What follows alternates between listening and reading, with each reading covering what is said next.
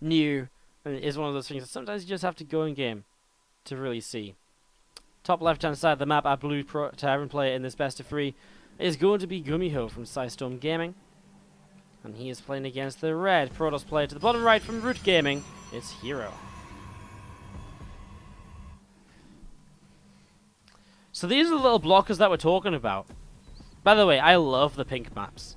I really think pink is such an underutilized color in the map pools. I really feel as though we could use pink more. So these are the little blockers we're talking about where if you try and move through them, it's gonna like split your army up a little bit and stuff like that. So it's kind of cool. Then there's these over here as well, over here, and over here, and here.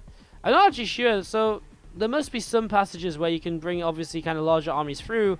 So like tank armies might have to come the long way around to be able to attack rather than through the center. It's interesting. So I basically I think these are like 2x2 gaps, and these are like 1x1 gaps. So again, it's a bit of an interesting one. It'll be interesting to see how it goes as we set up into this. And again, our full map pool for this set of games is going to be Defenders for game number 2. That's actually one of the standard maps, was it? Or was it a macro map? I think it might be the macro map. Yes! Some of them, sometimes a bit harder to pick between the standard and, standard and macro. But yeah, this is going to be a macro map second. And then God's Garden is actually another one of the interesting ones. Is actually going to be one of the rush maps that we're going to see as well. This map, by the way, Neon Violet Square, is by RQM, the map maker. As we continue to step into this, RQM was the creator of Judgment, which was a GSL map used. Not really one that may stick in a lot of people's minds, but obviously to get a map in the GSL is not very easy, so nice to see an interesting map here, basically, kind of coming in from a map maker that isn't,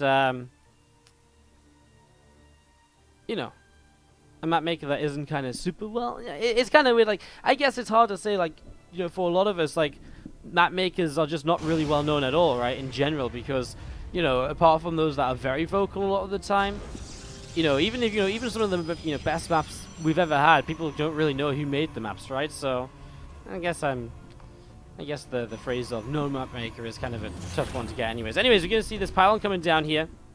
Some pressure in the early stages from herO. He's only on one base, going into a Stargate to follow this up as well. So super aggressive from herO here, as we actually see 2 probes pulled across. He really wants to delay this next CC. If he delays the CC, he gets to this point where he could maybe get the kill, rather than just a...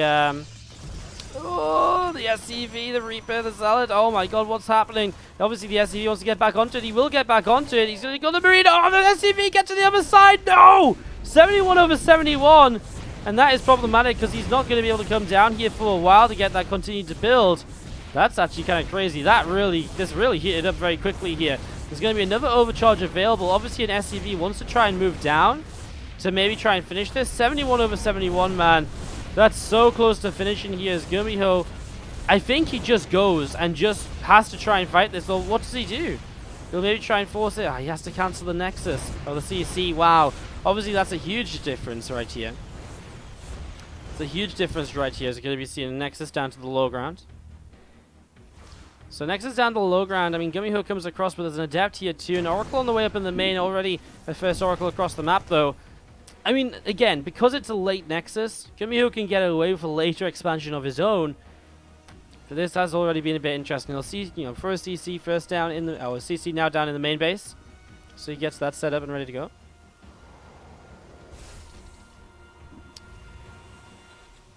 Tech Lab building up on the factory. So Tech Lab building up on the factory. A couple of Oracles are on the way to come back in once again.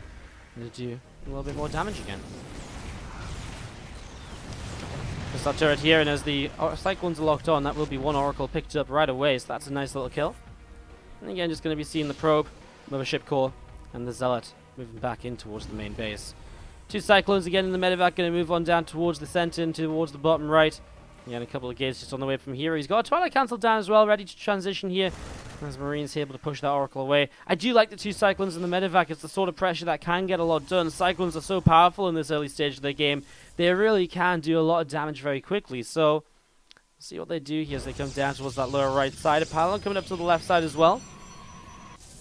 And here we go. The Cyclone getting ready to drop. You know what? If he kills these 2, this Pylon right here, that's 2 gates already unpowered. And that's going to be 2 less gateways to warp in from to help defend this. And so the counter-attack from GuMiho already looking very strong. One Oracle going to start coming back home. Overcharge gets used. Stalker warping in gets killed. And GuMiho will just drop back behind here. Zelt will get taken down. This Adept as well. Going to take some hits. I mean, another Paladin trying to come up right now. Cyclone has to be saved. There's the Oracle, but doesn't really have any energy to do much right now. Phoenix coming in as well. And that'll chase the Medivac back. And the Cyclones are just going to drop off. Locking onto the Phoenix will force it away. He's actually going to lock onto the Oracle. I don't mind that, actually. If you got rid of the Oracle, it would be nice. Although now, I guess, the issue is that the Phoenix is working its way through the Medivac again. It can boost, but the Phoenix will still do quite a lot. Oracle gets 1 kill. Cyclone, another one picked up as well. Medivac gets out. There's just 1 Cyclone going down. Nice counter-attack by GuMiho, though, doing something to bring himself back into the game a bit. Now, obviously, you take this expansion out here, and... oh, interesting. We're not going to see a hero taking the back base. He's actually going to take another forward base, which I find interesting as well. So you can take this expansion down here kind of easily. Maybe afraid about these blockers? I'm not really 100% sure, because... I mean, it's just so safe, this base, with the issue being it is so safe, but it can be difficult to get your army through here to help defend at certain points. So it is a little bit interesting. In fact, you're going to drop down, make a reactor here. Barracks building up on a tech lab. Marines going to push across with the 2 Medivacs now, plus 1 about to finish. Stim only halfway done. Blink is finishing, so that's going to be an upgrade here to help out herO. By the way, in terms of further expansions on this map, it is actually quite a large map in terms of the number of bases, and because of the way you expand, it would go kind of up the right and down the left. And obviously that kind of creates some interesting stories here. Ooh, Medivac going to go down as we're going to see tanks, though. Going to get pulled over. Cyclone coming through the center as well, and the tanks here actually coming in to help these Stalkers. He's actually blocking a couple in there. It was really cute. That's actually a really nice little use of the map, kind of using the blockers to then kind of put tanks and stop Stalkers moving through this. Already this pylon here is going to be under fire. As the pylon goes down, SCVs are nearby as well. This is the natural expansion. You're going to see Stalkers just going to blink on top of this. Nice lift on the Phoenix. And 1 tank goes down. Stalkers will back away before getting the other. Meanwhile, Oracle in the natural expansion gets 7 workers. A real scrappy game here so far in game number 1 of the series. Real scrappy game so far. Is going to be seeing the Marines, the Cyclone, the tank going to push up the ramp in towards the natural once again. Trying to do a little bit more damage. herO under heavy pressure right now. At the same time, GuMiho has to do heavy pressure, because if not, he's going to be falling behind with the way that this game has gone up until this point. The Sentry's a little bit alone up to the top side. There's the Marine Stim, they're going to come through the side as well. I just don't know if there's really enough power here on the Protoss army to protect this, especially because they're going to have to move forwards into siege tank fire, because GuMiho doesn't have to go and fight that army. He's just going to, sit here and work his way through this Nexus. Oracle again, though, and this is now a 21 kill Oracle and counting in the natural expansion. Okay, some probes are going down, but GuMiho is already low on worker count. So losing even more here is just a bit of a shame, as we're going to be seeing, well, Cyclone Marine going to get rid of this pylon here. He's going to turn and fight.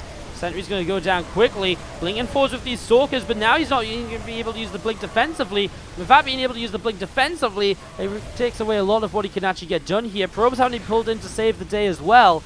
1 Marauder still around this Cyclone, and SCP from the top side going to come back in as well. Another Marauder is actually going to be enough to help pick off some of these Stalkers now. Even there's Oracle coming back home to try and do something about this. There's Zealot about to drop as well, and the Stalker pulling back away to the right-hand side all over again. A few more Stalkers just warping into the right here. We've seen a couple Widow Mines warping, coming back over to the left-hand side too. Combat shields on the way up. A Medivac on the way out too. And again, Marine Marauder just coming through the center here. Again, can an Immortal move through these positions? It can, so this is okay. An Immortal can move through here. Again, I just put something... I already love this map just for the way the Marauders run left and right as they run through this. Look at it. Da-da-da-da. Zigzag, zigzag. I love it. I love it. You see this Oracle coming in towards the main base. I'm looking to see if we can do a bit more damage here. Sorry, that's obviously on the wrong side of the map. Looking to see if we can just help to defend and stop further damage, maybe. GuMiho running away with this one, though. 1-1 upgrades. The Stim Bio obviously starting to look very good overall. And I think GuMiho is looking good to be the victor in game 1 of this series. Probes going down now, as well as Widow Mines came in. Another 7 workers, and now herO is the one trilling in that worker count here. You're going to see 2 more Medivacs just loading up. And you're going to be coming down towards the going over towards the right-hand side.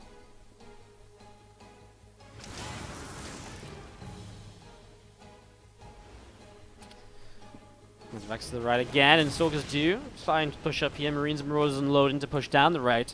Obviously trying to, or intending trying to get a little bit more done in this direction. GuMiho. Get rid of this space, and obviously the game kind of ends because the Protoss will be down to just one base. With the Sim City here working for the Terran player, not the Protoss. I mean, again, what do you do? You're down on upgrades, you're being Sim City'd by your own buildings. Immortal's going down, Stalker's going down, herO will drop. Game 1 against GuMiho. Oracle goes down 2 from those Marines. And that is GG. GuMiho takes game 1.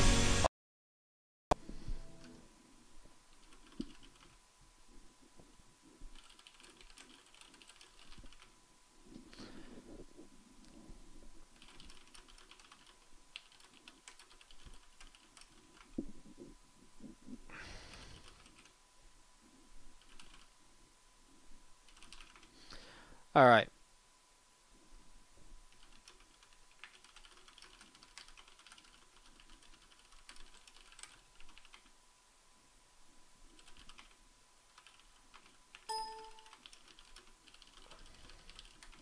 Alright then, let's get this going. Sorry, just trying to organize the replacement for Horst. I'm just messaging around some people and seeing who can play. So the upper right hand side, our red Protoss player from Root Gaming is going to be herO. And he is going to be playing against GuMiho here from Psystorm on our second game. Let's have a look at the map and the bases in general. I think we can already see that it's kind of a large main base compared to what we've seen so far today. Moving down to the natural, fairly standard. Again, it's, you know, no kind of high ground up into the natural, but it's already on high ground to kind of defend the third, etc. Again, you kind of take the third and you kind of defend in just from 2 angles, but not super difficult to do. There's a pathway up here as well. Also just looking around to see what else is up. This prop now coming forwards here from herO. Just going to scout around early. Yeah, let's just look around the base a little bit then, or around the map, I guess I should say. Again, the question is, can you take this map and take this base and justify taking it? Like, maybe not as a third, but as a fourth base potentially when tank pushes, etc. die down.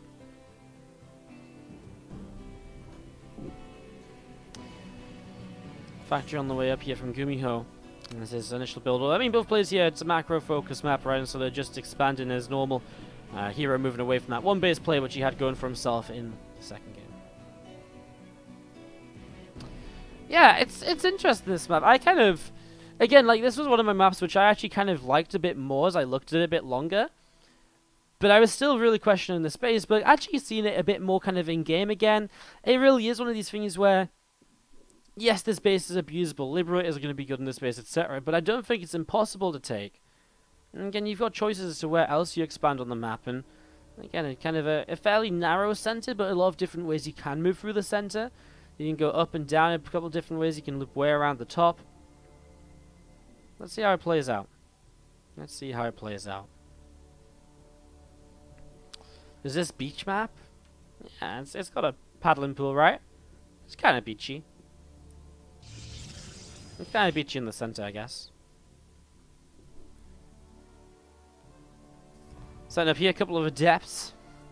Sat in the natural. Probe moving around right now from herO, just looking to see where it can go, what it can get up to. Looking to try and maybe apply some pressure, maybe come forward with a pylon or so. I mean, the Oracle coming across, he isn't going to move a mothership, he doesn't have a mothership core, right? So, no pylon. Just maybe wants to, I don't know why you bring the probe in then.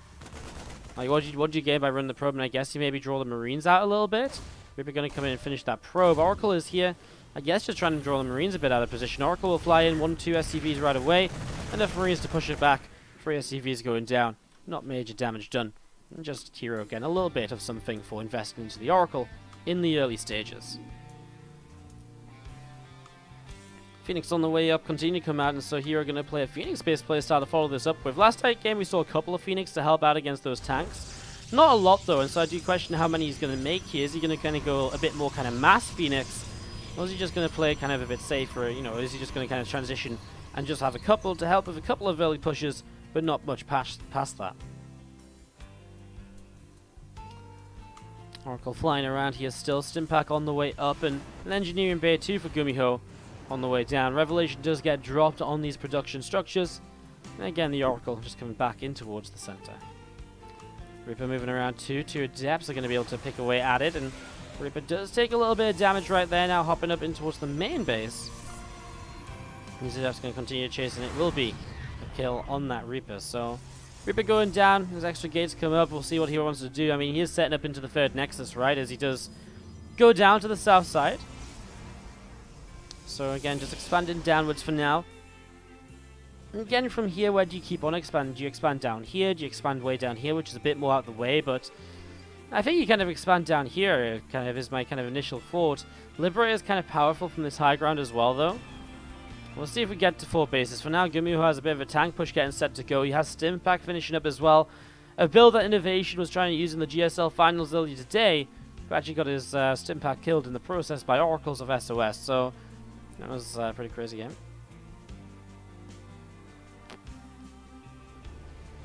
I was just going to be seeing these Phoenix continue to move around, continue to see what else is going on. Adepts just sat here, moving around as well. Going to look to shade on top of this siege tank right away. Obviously, the tank can lift to minimize the damage it does. One Phoenix got targeted, now another Phoenix as well. Down the tank to fire yet again. The Marines doing a good job target firing. This tank is very slow. I thought it was about to go down, but actually now the Adepts run away. Would have been better to kind of, you know, hit another volley, because killing the tank there would have limited so much more of the damage that would have been done. You've seen these Marines swimming backwards. Adept shade on top again. Phoenix lifting up this siege tank. I think herO will just about be able to clean this up. I mean, there's still another tank in the back, though. It's a very powerful push from GuMiho coming in across this side. And yes, this is one of the interesting things. The actual push from natural to the 3rd base is rather a simplistic straight line, right? That's kind of interesting. I didn't really think about that kind of push across there. So that's kind of intriguing, as we do see again a couple of Phoenix getting to work. Marine's going to keep on steering forwards. Another Phoenix going to get picked off there. I'm just going to see another Adept or so getting picked off too. A few more Adepts on the high ground warping in. There's going to be seeing a missile turret on its way up.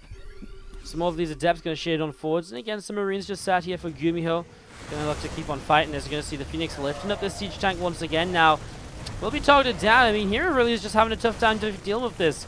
I really feel as though he messed up the initial engagement. Not killing off that siege tank. The Phoenix were target fired very well by GuMiho as well, and that really does help out. And now all of that initial attack which he invested into in the Phoenix, well, they've been taken down. They've been taken out of the equation. And obviously that becomes a bit more of a problem, as we're going to be seeing these couple of Phoenix still moving around. And a few Marines, a couple of Widow Mines going to be burrowing once again. And that's going to be nice. Splash damage at least onto the siege tank from herO, but he just can't really stabilize, and he knows that GG. GuMiho takes game 2 of this best of 3. Game number 3. We're going to start down to the bottom left-hand side with our, well, our Blue Protoss player, guys. Give it up if you're going to be cheering on herO. And he's going up against the Red Terran in the upper right-hand side of the map. It is going to be, from Sidestorm Gaming, 2-0 up in this series, GuMiho.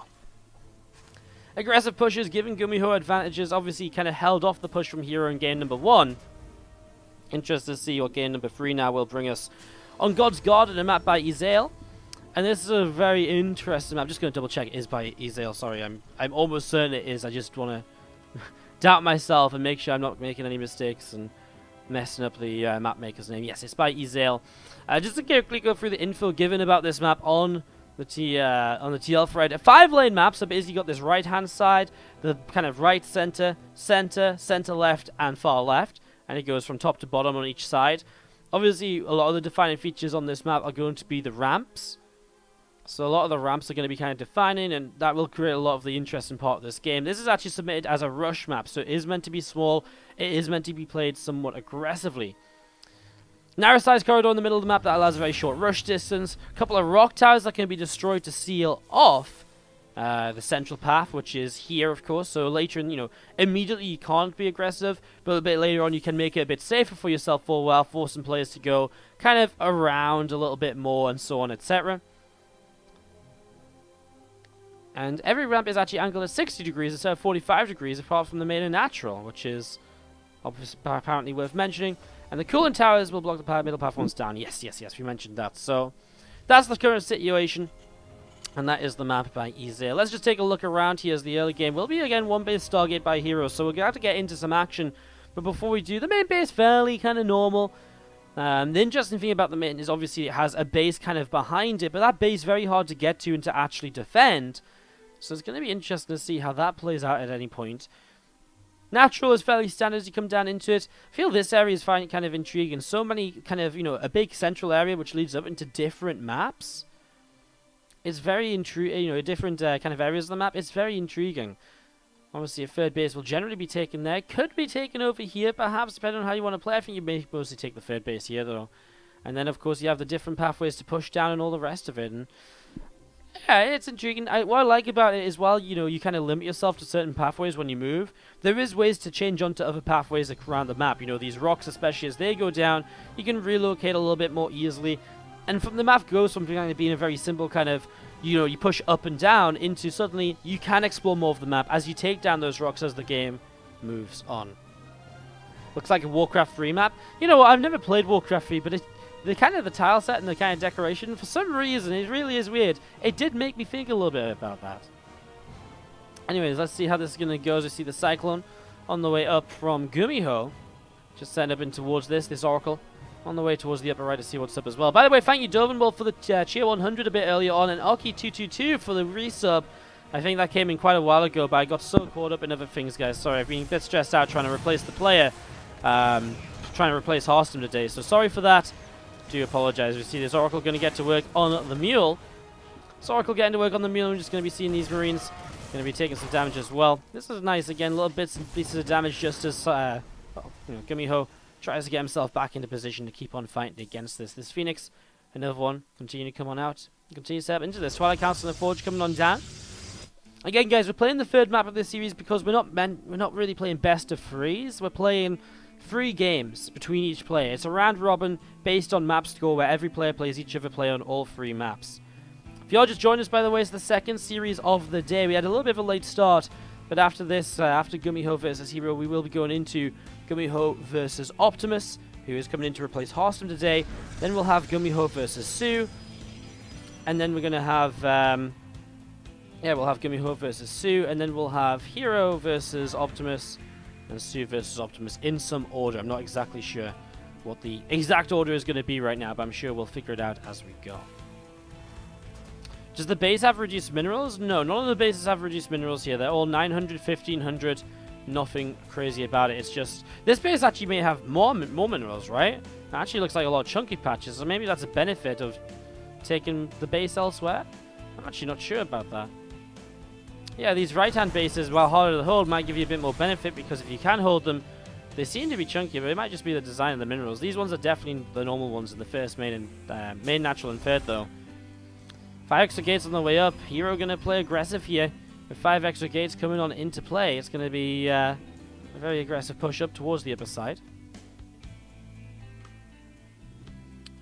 You never played Warcraft 3, you have no words. I mean, I didn't play Warcraft 3, what can I say? What can I say? I just didn't play the game. Never. Anyways, you're going to see these things continue to move around. I don't think there's unique resource allocation, guys. I think it's pretty much just the mineral patch kind of models are used kind of as some of the smaller ones. There's different mineral patch models you can use, and these are just kind of the smaller set you can use here, as we can see. Cyclone gets picked off. As we see first 2 medevacs come out, we'll see the first kind of push with Stim coming into the game, plus 1 about to finish 2, and obviously GuMiho has been very good with being aggressive at earlier stages of this series so far. We're just going to be seeing the again, the medevacs coming through the center, looking to see what they can get up to. Things still flying around, so kind of this big Phoenix Adept push coming in. Still no third Nexus, although pylon set up towards the third, but herO hasn't really gone into, well, work is kind of saturated third base anyways, so I don't think he's really intending to take it at all. Not with a gate building over here and all the rest of it. This double drop is going to force the Phoenix to come back home, and 1-2, Phoenix going down quickly. I didn't think he could really fly into that, and I think it's kind of been proven that he can't. Doesn't need to deal with this, and as the Phoenix lift up the Marines, now he will be able to chase away the, well, actually, he lost so many Phoenix. Can you imagine having Phoenix going down over here? Marines and Widowmine's trying to hold the GuMiho back at home, but he's already lost 23 workers. He didn't actually deal any worker damage at all, which is obviously a bit of a shame. I'm just going to see those Adepts just shading back a little bit once again. Combat shields on the way up, plus 1 armor on the way up as well in this engineering bay. as they just continue to set up into this. A few more Marines just dropping on down. These are depth shade on forwards, and again, without combat shields, these, you know, with stim Marines, the depths will two-shot. In fact, the depths have +1 anyways, so they're doing a pretty good job here. Love the Oracle Revelation. Hitting that Widow Mine as well to make it just a little bit easier to clean up. And, well, we're going to see, again, just a few more depths to push on in once again.